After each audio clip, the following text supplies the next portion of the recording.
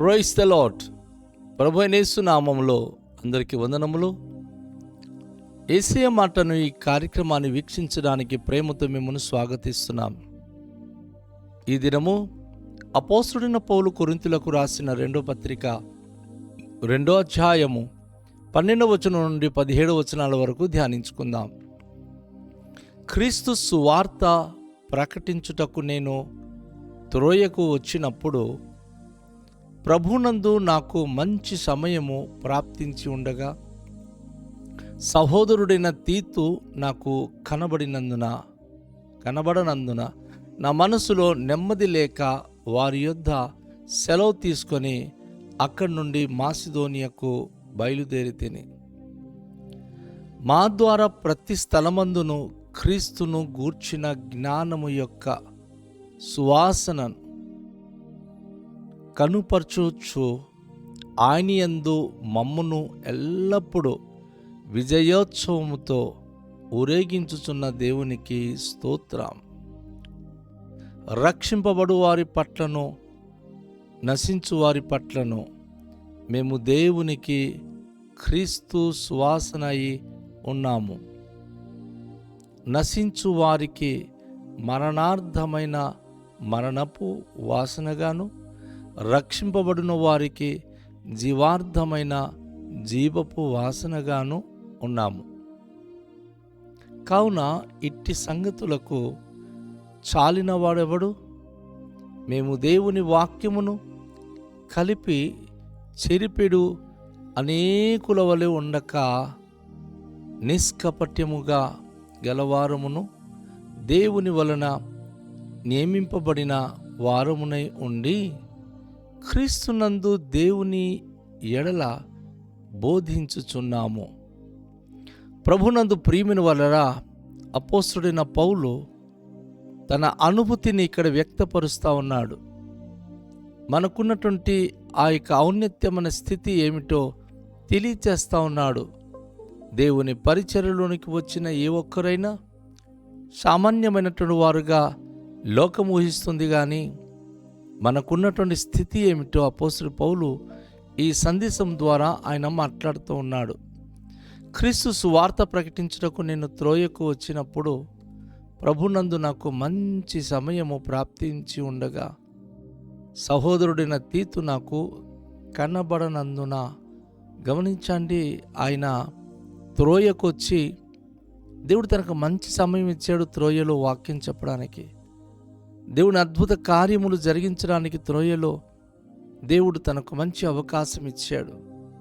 అయితే త్రోయలో తీతును గురించి చూడాలని, మాట్లాడాలని అపోస్తలుడు పౌలు ఎంతో ఆశించాడు.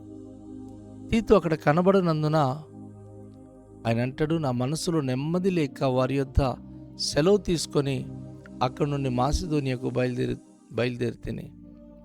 త్రోయలో మంచి పరిచర్య జరుగుతుంది, కానీ తనకు ప్రియమైనటువంటి జతపని వాడైన తీతు కనబడలేదు. చూడండి, అపోస్తలుడు పౌలు తను వాక్యం చెప్తూ వెళ్తున్నాడు, కానీ జతపని వారైనటువంటి సహోదరులు కనబడకపోయినప్పుడు తను కలత చెందుతున్నాడు. తన మనసులో నెమ్మది లేకుండా ఆయన త్రోయ నుంచి ఆయన వారి దగ్గర సెలవు తీసుకొని, అయ్యా మాసిదోనియాకి నేను బయలుదేరి వెళ్తానని వారికి చెప్పి ఆయన మాసిదోనియాకు బయలుదేరి వచ్చాడు. దేవుని సేవకులైన మనము, దేవుని బిడలైన మనము మన సహోదరి సహోదరులకు ఐక్యపరిచి వారితో కలిసి మనం దేవుని పరిచర్య చేసే విధానము మనం చాలా మటుకు కలిగి ఉండాలని ఈ వాక్య భాగం ద్వారా మనం నేర్చుకుంటున్నాం.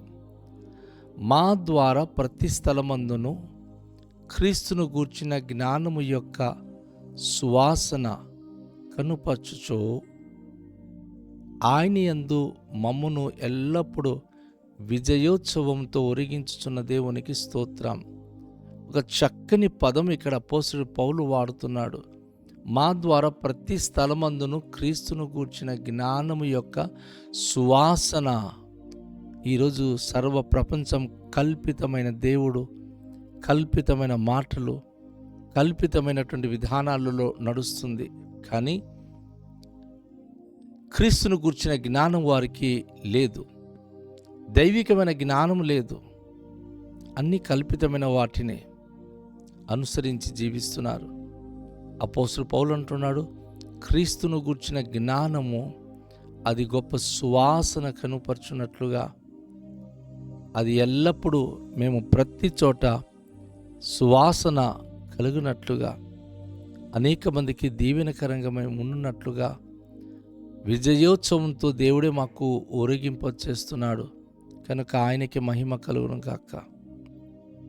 ఆయన లేకపోతే మేము అసలు ఏ ఊరికి వెళ్ళలేము, ఏ ప్రాంతానికి వెళ్ళలేము. ఆయన కృప లేకపోతే ఎక్కడ మేము ఏం మాట్లాడలేము.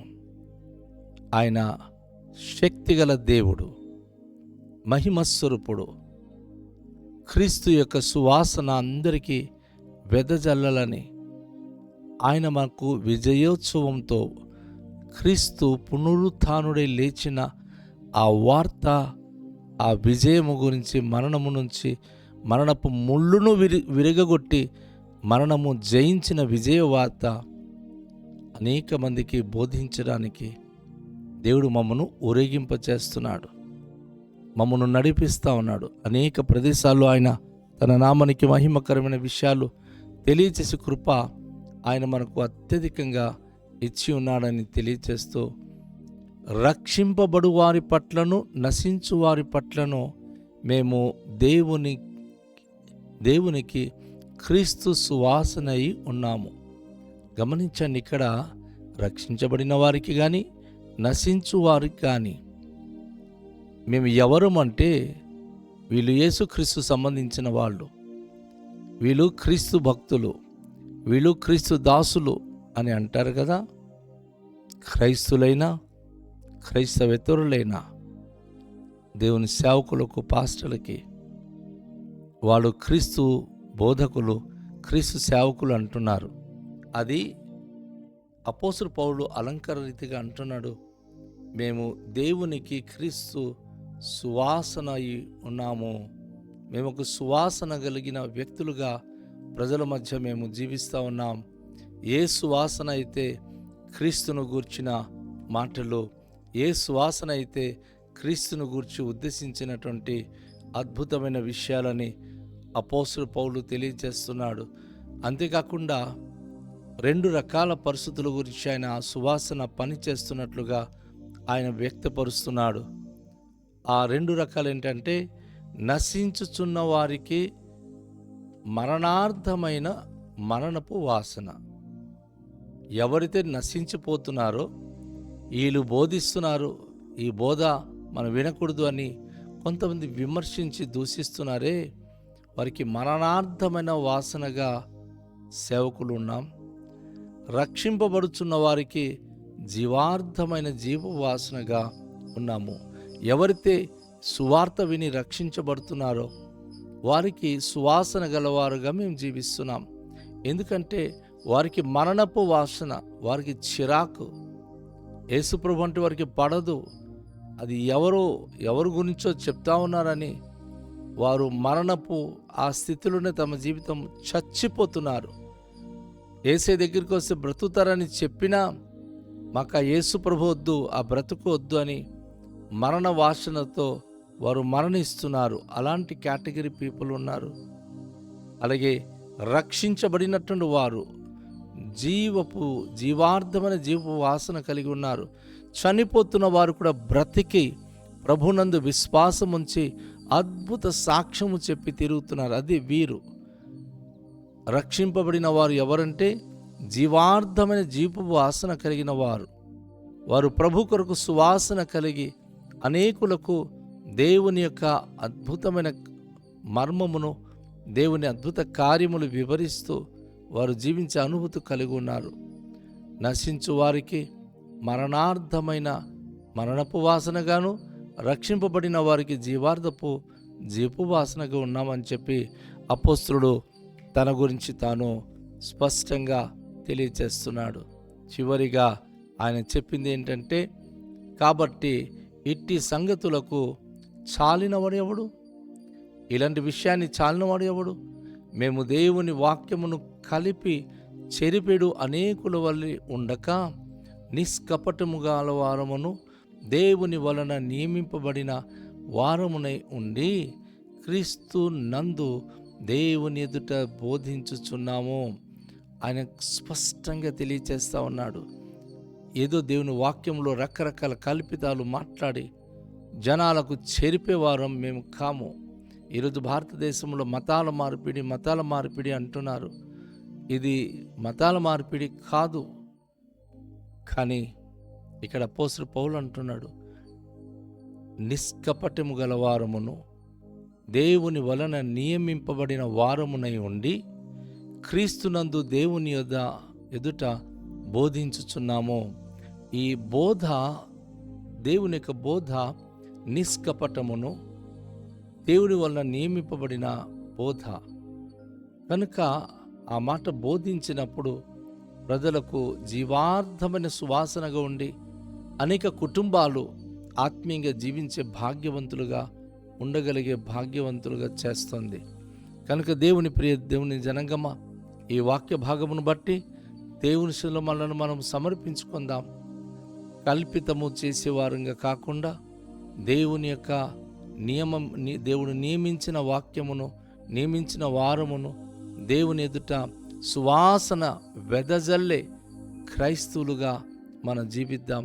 మన సువాసన ద్వారా అనేక మంది జీవపు సువాసన కలిగి బ్రతకాలి, అనేకులకు సాక్ష్యం చెప్పాలి, ప్రభువుకు మహిమపరచాలి. ప్రార్థన చేద్దాం.